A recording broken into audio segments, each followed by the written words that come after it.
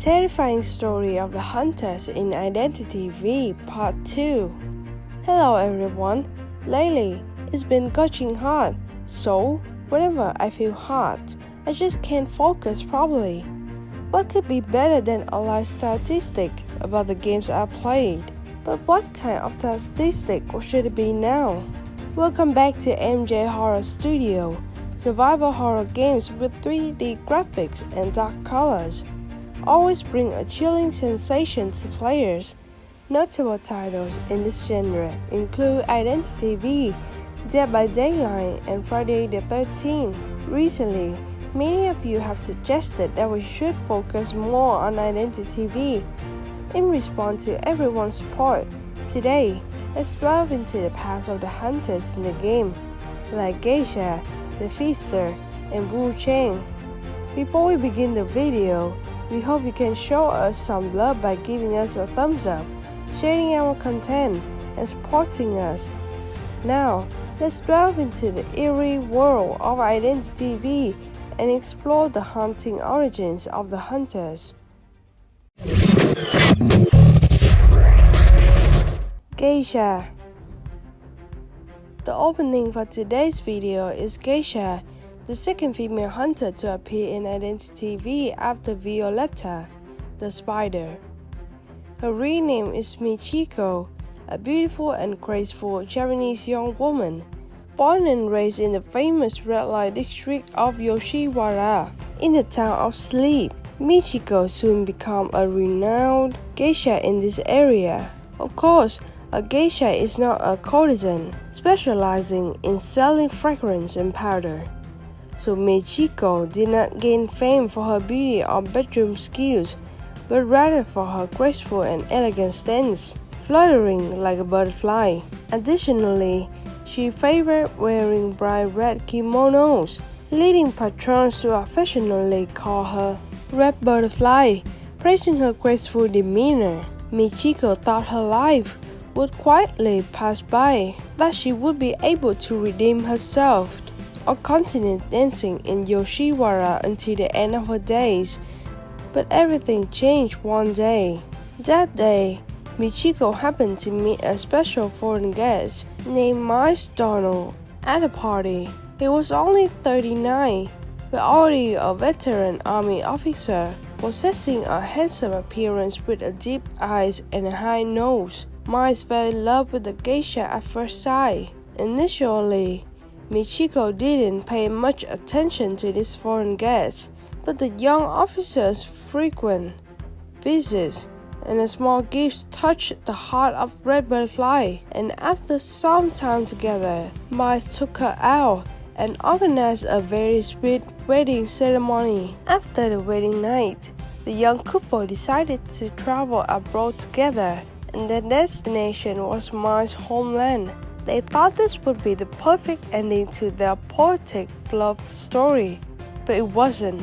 Miles' father, Mr. Donnelly, was very displeased to learn that his son had married an Asian girl. In the eye of a staunch traditionalist like him, only white, grateful girls were worthy of standing by his officer's son.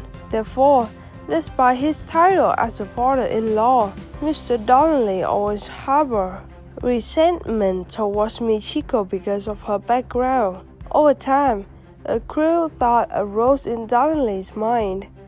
One day, when Miles had to go away for a while, Mr. Donnelly decided to get rid of his daughter-in-law.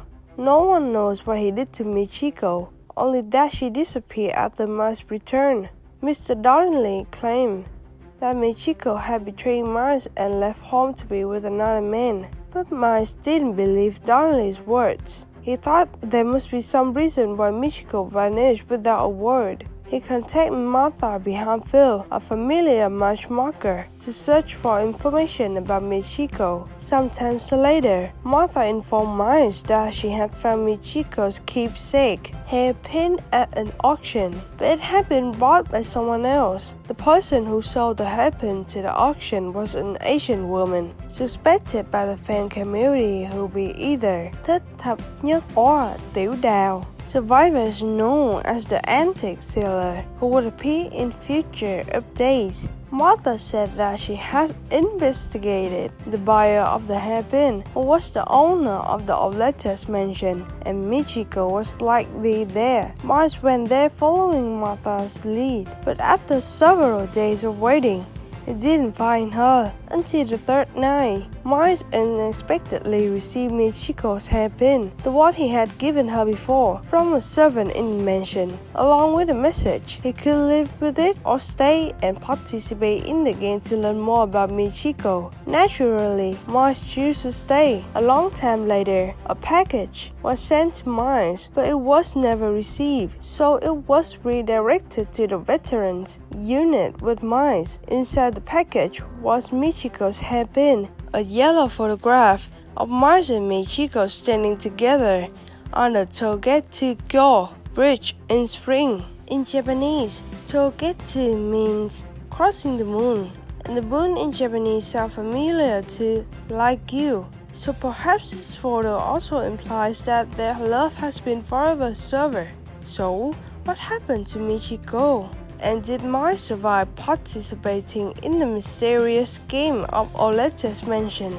Based on the letter from 2023 on Geisha's character day, it is likely that Miles perished during the game. As for Michiko, there are many hypotheses surrounding her disappearance. Some said that Mr. Donnelly didn't harm Michiko, but merely sent her far away, so Miles couldn't find her anymore. A more frightening but reliable hypothesis is that Donnelly used the hairpin Miles gave to Michiko to kill her. After Michiko passed away, he disfigured her face, packaged her body, and sent it to a man named Eugene Hayward for disposal.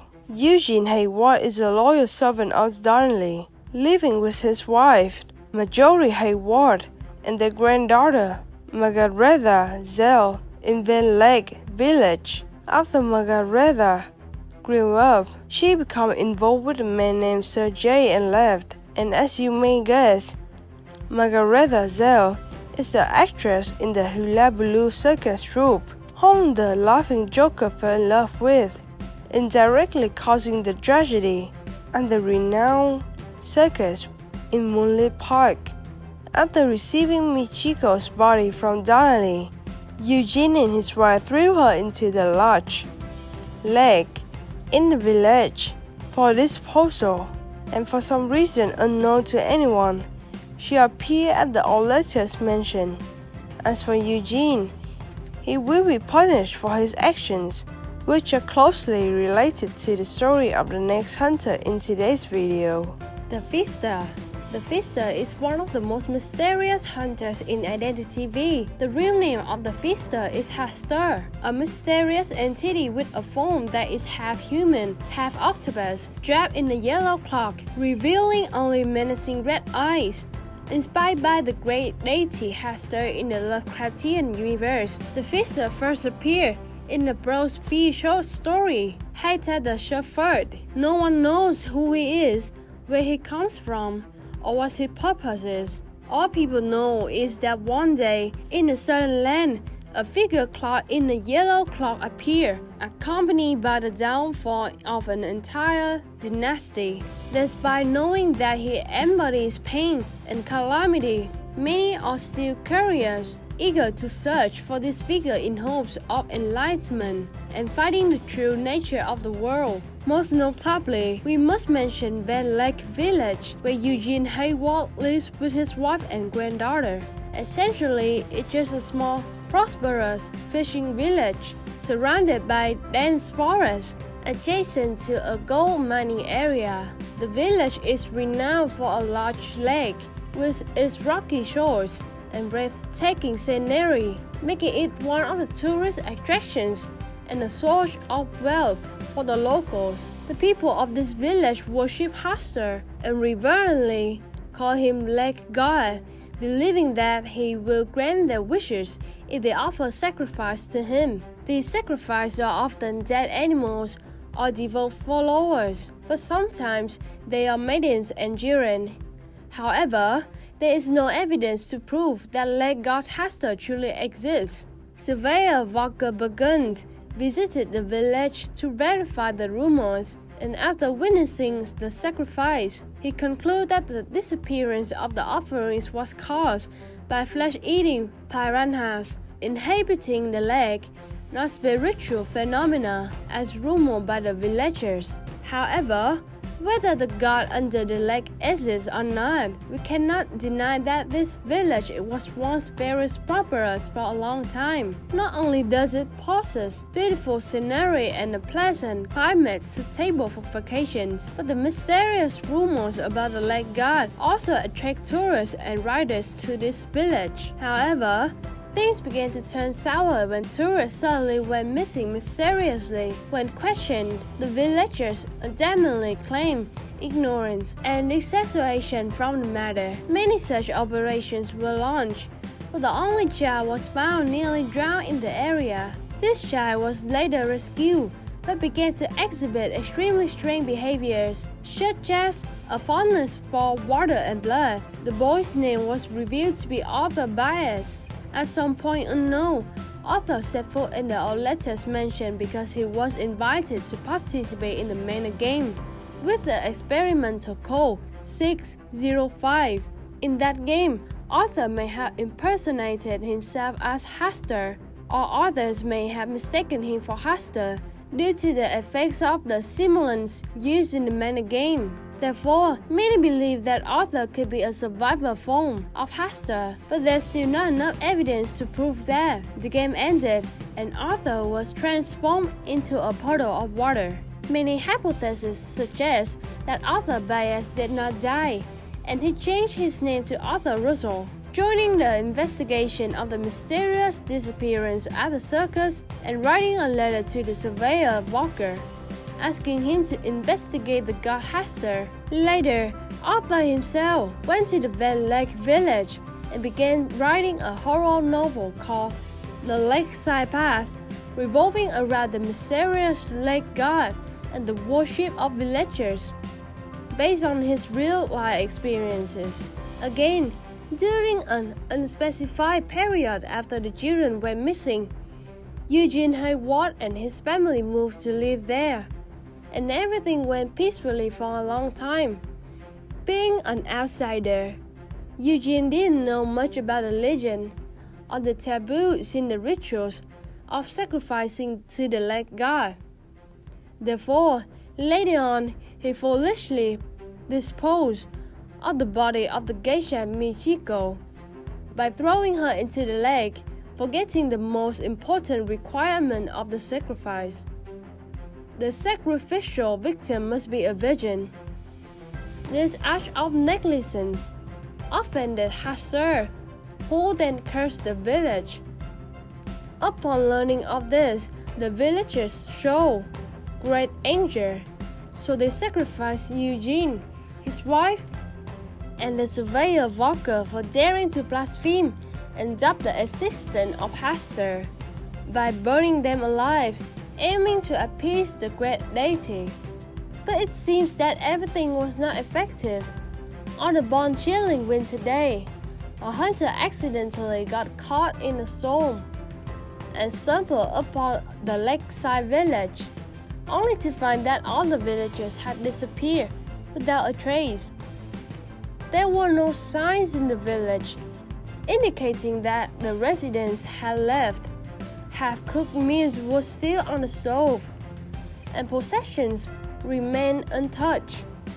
Yet there was no one, as if all the villagers had vanished into thin air overnight. As for Arthur Bias, the only thing found in his room was a puddle of blood and strange characters appearing on the wall. It's believed that Hester controlled Arthur Bias because he was the only survivor after the sacrifice event that year. As for where Arthur and Hester went, no one knows. We only know that Hester may be related to the birth of another hunter named the fisherwoman, Wu Chang, leaving the village by the lake behind. Let's delve into the story of the next hunter, White and Black Gods. Unlike other hunters who stand alone, White and Black Gods possess two parallel souls, coexisting. The tale goes that in 1731, two wandering scholars formed a brotherly bond in a tavern in China. These two men were like two extremes, symbolizing one black and one white, yin and yang. One was Fan Wu Jiu, straightforward and somewhat brushed, while the other was Xie Bian, modest and composed. Despite the stark differences, they were extremely close, always together like a shadow and light. One day, Fan Wu Jiu and Xie Bian witnesses the son of a local official causing trouble in the tavern. Since this was a place they frequented and they disapproved of the reckless behavior of the official's son, the two brothers decided to intervene and drive away the troublemaker. However, those in power always look down on justice. The injured troublemaker sought revenge and reported to his father. The official, furious that his son had been hurt by two commoners, decided to sue Fan Wu Jiu and Xie Bian for injuring his son. Naturally, both Fan Wu Jiu and Xie Bian were innocent in spirit and logic, but the local magistrate handling this case was briefed by the official with a large sum of money. He gave the two brothers 10 days to consider. If one of them confessed, the other would be released. However, instead of shifting responsibility onto each other, both brothers compete to take the blame, trying to protect the other. No one knows how the case ended up, but it's known that afterward, both brothers received orders to apprehend a fugitive as if to redeem their guilt. After successfully capturing the wanted criminal, Fan Wu Jiu sent Xie Bian a letter arranging to meet under the South Tower Bridge to coordinate their testimonies for the case of the official's son. When they arrived, it suddenly started raining. Xie Bian told Fan Wu Jiu to wait under the bridge while he went to get an umbrella and promised to return promptly. At this point, everyone must be familiar with the ensuing events. Xie Bian returned with the umbrella, only to find Fan Wu Jiu drowned in the rainwater. Overcome with grief at the loss of his brother, Xie Bian also chose to end his life. It's a somewhat trivial story, yet it closely parallels to the original legend of the White and Black Gods, doesn't it? Initially, I thought the same way, but after reading the deductions 10 and 11 of the White and Black Gods, I feel that things are not as simple as they seem. The real story on that rainy night must be like this. That night, Xie Bian said he would return with an umbrella for Fan Wu Jiu, but in reality, it was a lie, because they couldn't agree on a course of action. Xie Bian seized the opportunity of the rainy weather to run to the district office, intending to claim credit for apprehending the wanted criminal to take the blame for Fan Wu Jiu. As for Fan Wu Jiu, he also understood Xie Bian's intentions, but in his heart, he knew that the local official didn't care who was right or wrong. He just needed someone to take responsibility for the fight that day. Therefore, as the rain intensified, the water rose. Fan Wu Jiu decided to let himself be submerged by the rainwater instead of seeking higher ground for shelter. So, Fan Wu Jiu perished under the South Tower Bridge. After Xie Bian confessed, he requested to return to bring the umbrella to Fan Wu Jiu, but upon arrival, he discovered that his brother had been drowned by the rising water. Seeing that Fan Wu Jiu had passed away and one of the brothers had perished, the district officer decided to pardon the remaining one. He judged that the guilty party was Fan Wu Jiu and released Xie Bian. However, Xie Bian couldn't accept the fact that his brother had departed forever. Therefore, after being released, he became distraught, always carrying the black umbrella with him, whether it was raining or sunny. Eventually, when the pain reached its peak, Xie Bian decided to end his life on the South Tower Bridge with a piece of rope. The souls of Fan Wu Jiu and Xie Bian then entered the umbrella that Sabians always carry with him, wandering far and wide before being bought by a merchant. Since the umbrella appeared in the house, the merchant often heard cries and sounds emanating from it during the night. Afraid that the umbrella was cursed, the merchant invited a Taoist priest to exorcise it. Not long after, the merchant was attacked by bandits while visiting relatives and perished, and the umbrella disappeared without a trace. It is said that it appeared on the ship of the Baden family, causing a storm that sank everything on board. The wreckage of the ship likely drifted to the Venho village, becoming the landmark big boat that we see on this map. The sole heir of the Baden family, Assistant Captain Joseph Baden, a survivor who will appear later, has received orders from the Queen to retrieve the royal belongings on the ship that day. All clues lead to the umbrella of the white and black gods, which is believed to have the ability to create storms and is currently kept at the Oletas Manor for experiments on humidity and rainmaking.